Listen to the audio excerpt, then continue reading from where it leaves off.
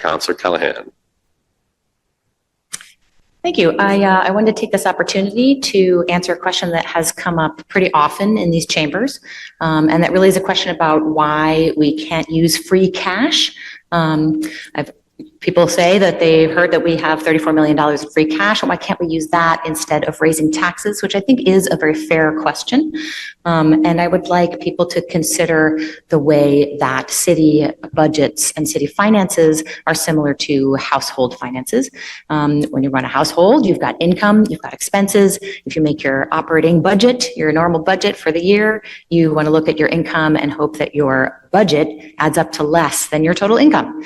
And in your household, you probably also have a savings account. It's good to have a savings account for one-time or unexpected expenses. Your kid might need braces, your roof might need repair, you might need to get a new car. Cities also need to have savings accounts for similar reasons.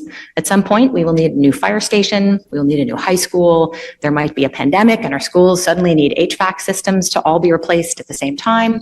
The short answer to why we should not use free cash for normal budgeted items is that free cash is savings and we need it to fix things that are getting older, like buildings or fire trucks, or in case some unexpected emergency happens. Now, what is free cash exactly? It is really a dumb name because it's not free and it's not cash. Every year, the city makes a budget, and then throughout the year, we spend money. If we spend less than we budgeted, that amount left over is called free cash. So if we budget $180 million and then we spend $172 million, that gives us $8 million in free cash.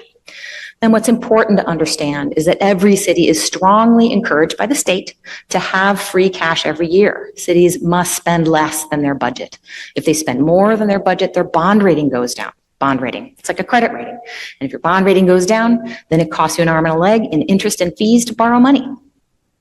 Spending more than you budgeted is a big no-no. It's a sign that your city's being poorly run. So yay for Medford, that recently we have free cash every year. This has raised our bond rating up to a AA+ rating in the last few years.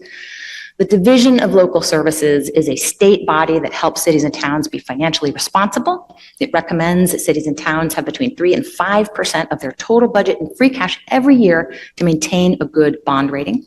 And in Medford, that is between $5 million and $9 million each year. Our $34 million in certified free cash is primarily because we had $9 million in 2023 due to remaining ARPA COVID grant funds, $9 million in 2022 because of unfilled city positions and legal funds not being spent. Both of these years are within the recommended 3 to 5% of our budget. Before about 2012, we had almost no free cash each year, which really is a sign of not being financially managed properly. And the state recommends that municipalities create what are called stabilization funds. Almost every city and town at the start of 2024, all but 4 cities and towns out of 351 had at least one stabilization fund. We were one of only 4 that did not. We finally, this year, have created 2 stabilization funds. And what's important to remember, do not use your savings, free cash or stabilization funds for normal operating expenses. The Division of Local Services says, quote, free cash should be restricted to paying one-time expenditures, funding capital projects, or replenishing other reserves. It recommends that communities adopt a free cash policy that avoids supplementing current year departmental operations.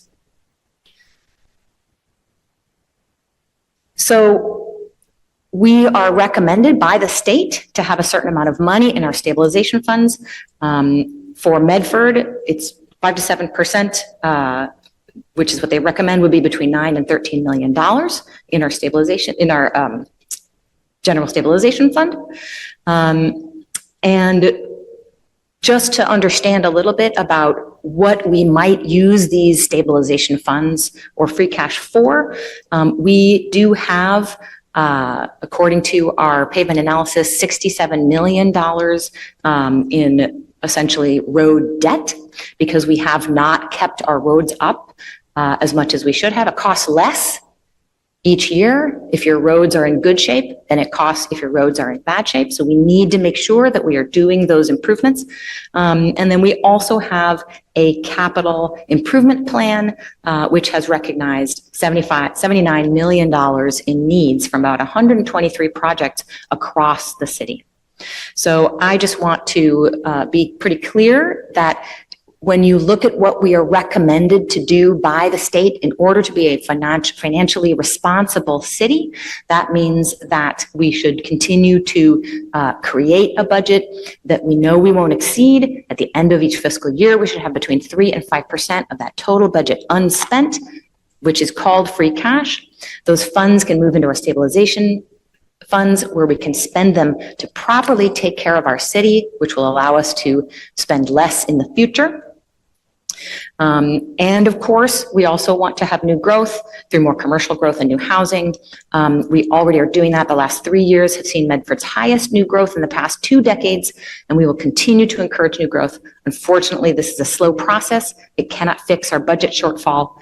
And because of rising costs of schools, insurance, pensions, inflation affecting every department and other costs that we cannot control, we need to increase our annual budget, and that means voting yes on the overrides and on the debt exclusion. Thank you. Thank you.